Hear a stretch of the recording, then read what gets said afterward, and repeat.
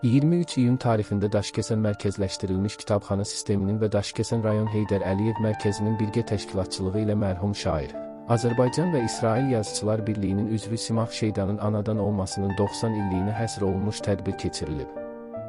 Tədbirdə rayon ictimaiyyətinin nümayəndələri, ziyalılar, müəllimlər, kitabxana işçiləri və poeziya sevərlər iştirak ediblər. Əvvəlcə şairin həyat və yaradıcılığını əks etdirən kitab və foto sərgisinə baxış keçirilib, onun ədəbi irsini əks etdirən nəşrlər nümayiş olunub.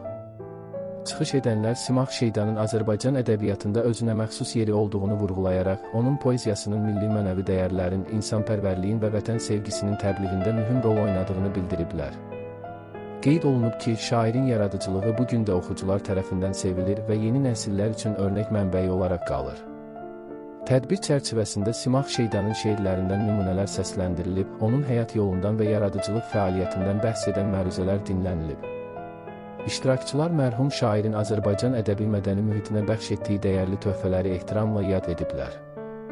Bildirilib ki, Simah Şeydanın 90 illik yubileyinin qeyd olunması, onun zəngin yaradıcılıq irsinin yaşadılması və gələcək nəsillərə çatdırılması baxımından böyük əhəmiyyət daşıyır. Belə tədbirlər görkəmli söz ustadlarının xatirəsinin yaşadılması, milli ədəbi irsin təbliği və gənc nəslin ədəbiyyata marağının artırılmasına xidmət edir.